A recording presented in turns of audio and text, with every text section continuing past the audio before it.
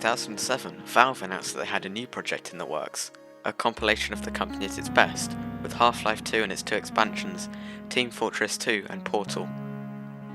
With a development team of only around 10 people, Portal is expected to go rather more undetected than the other two more major projects. Of course, at launch, the Orange Box received critical appraisal, but what this appraisal was for differed from the expectations not only of the gaming community, but also Valve itself. Portal's unique style, brilliantly original storyline, and masterful use of Valve's physics engine all combine to provide a fantastic playing experience. Its graphics still hold out today, nearly 13 years later, although in Part 2, The Escape, one could say that they perhaps begin to look slightly outdated.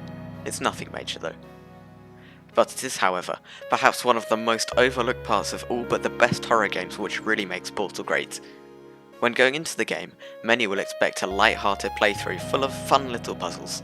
Instead, it delivers a feeling which has not diminished at all to this day, an eeriness so memorable that it burns a relatively short playing experience into the minds of all who play it, or at least, it did for me. This eerie feeling which Portal instills into the player can only truly be grasped by playing through it yourself.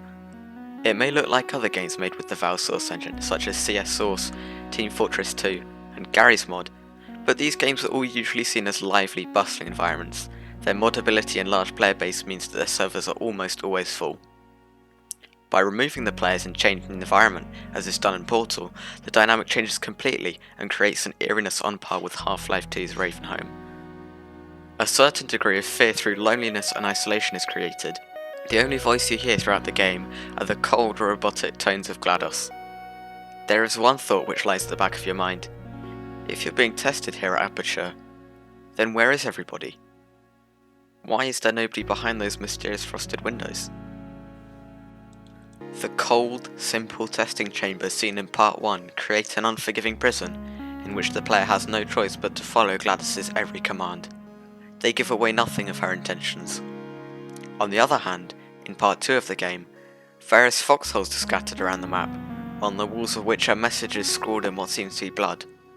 They urge the player to escape, clearly the ramblings of a madman, but could there possibly be any truth to these warnings? Sound effects also play an important part in the experience of Portal.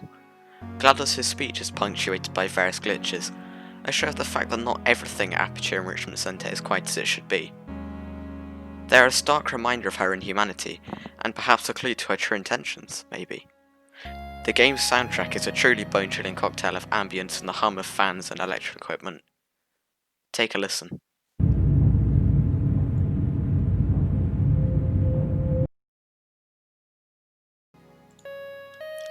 Either way, Portal's illusion of being an innocent and even slightly humorous puzzle game ends up turning into a truly eerie playing experience, as Valve tunes its settings, sounds, and characters to create something far more unexpected, the feeling of eeriness and an entirely new dimension to what seemed just to be an innocent puzzle game.